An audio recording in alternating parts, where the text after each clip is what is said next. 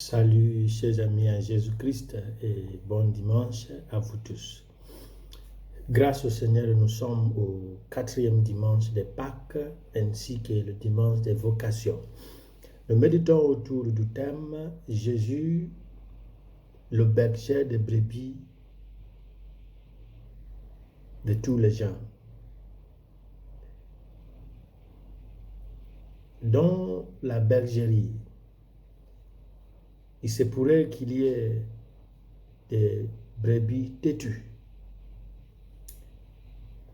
Jésus n'est pas le berger des brebis calmes dans la tête, mais aussi le berger de toutes les brebis, y compris les brebis têtues.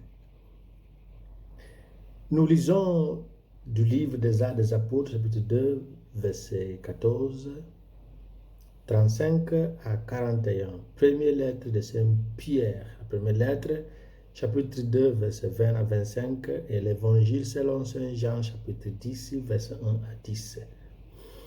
Par sa mort et sa résurrection qui ont fait de nous des enfants adoptifs, selon Galates, chapitre 4, verset 4 à 5. Jésus nous connaît par notre nom et s'adresse directement à nous. S'adresse à nous directement. Ainsi, il est le bon pasteur de notre vie, ainsi que la porte d'accès au Père, avec lequel il est un. Et puisqu'il est dit que nommer, c'est maîtriser et dominer, Jésus, nous adressons par nos noms propres, est devenu notre Seigneur et notre Maître. Il est le Seigneur et le Maître de notre vie. Comme Saint Paul fera l'écho lorsqu'il disait, c'est en lui que nous avons notre vie, notre mouvement et notre être. Actes chapitre 17, verset 28. C'est donc seulement en lui que nous pouvons avoir la vie en abondance. C'est seulement en lui que nous pouvons reconnaître et suivre sa voie. Et cela s'appelle la vocation, car sa voix est celle qui nous appelle. Et c'est pourquoi on l'appelle vocare, une dérivation latine du mot vocation. Lorsqu'un appel est lancé, quelqu'un qui s'intéresse à l'appel posera la question « Que ferais-je » Dans la mesure où la parole de Dieu est vivante et active selon Hébreux chapitre 4, verset 12, chaque fois qu'elle est proclamée, le prédicateur et les auditeurs sont invités à dire « Seigneur, que ferais-je » Parce que un appel de Dieu lance une invitation et celui qui a entendu doit demander ce qui est demandé de lui. Notre imperfection, notre faiblesse humaine rend cela nécessaire lorsque l'appel de Dieu est lancé. Car chaque fois que l'homme cesse de désirer ardemment, il vire vers l'absence de vie, autrement dit l'inexistence. Mais Dieu nous appelle à la vie et il a fait par Jésus, l'eau vive et le bon pasteur, qui est venu pour que nous ayons la vie en abondance. Parce qu'il ne connaît pas seulement le pâturage, mais il est lui-même le pâturage. Il nous a donné son corps et son sang, comme la mère pélican, pour que nous puissions voir en lui le berger et le gardien de notre âme, selon 1 Pierre chapitre 2 verset 25. Lorsque la parole de Dieu pénètre la porte de notre cœur, l'homme sera obligé de répondre « Me voici Seigneur, envoie-moi ». Et c'est là l'origine de la vocation.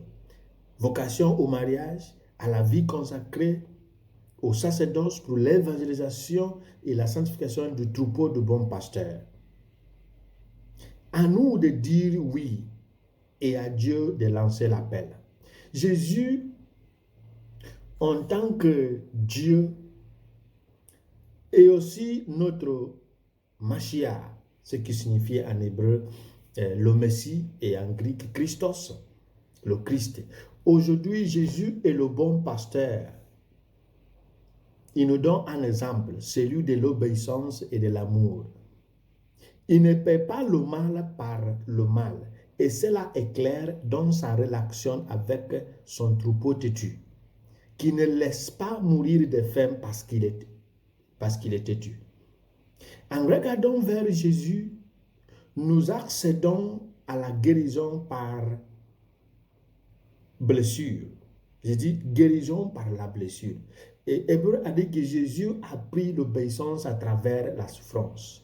En regardant vers Jésus, nous accédons à la sécurité, à l'ombre de ses ailes et dans le creux de ses mains. Sur l'ombre de ses ailes et dans le creux de ses mains. Cette sécurité, c'est l'assurance des chrétiens qui prennent le risque de leur vie en se mariant, parce que Dieu a permis aux hommes, aux êtres humains de partager son amour, de participer à son amour.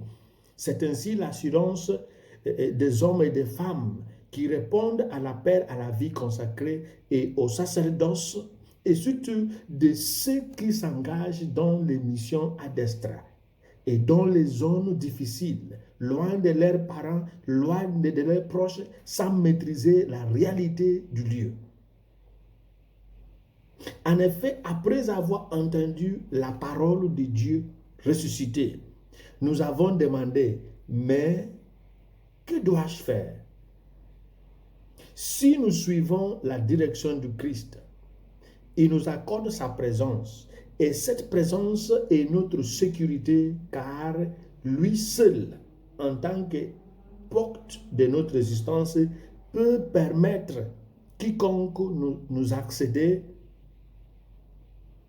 ou toucher, car il est l'homme fort. C'est dans Luc chapitre 11, verset 21 à 23. Nous sommes cachés en lui et lui en Dieu. C'est dans Colossiens chapitre 3, verset 3. Lorsque la main de Dieu est sur nous, nous disons, en tes mains, Seigneur, je remets mon esprit. Aujourd'hui, nous prions pour tous les troupeaux du Christ. Nous prions pour le vicaire du Christ et tous les ministres de Dieu, afin que la voix de Jésus, notre bon pasteur, reste toujours la voix que nous désirions entendre et à laquelle nous voulons obéir. Que celui qui est la victime, qui est le grand prêtre et qui est Dieu lui-même, soit heureux de nous faire paître avec sa croix et son bâton, et que tous les jours de notre vie, nous puissions demeurer sur l'ombre de ses ailes et dans le creux de ses mains pour la sécurité.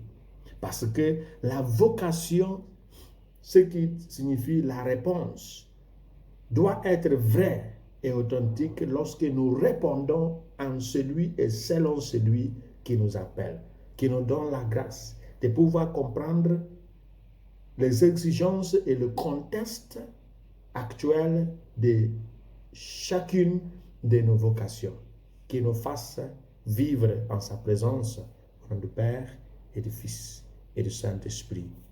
Amen.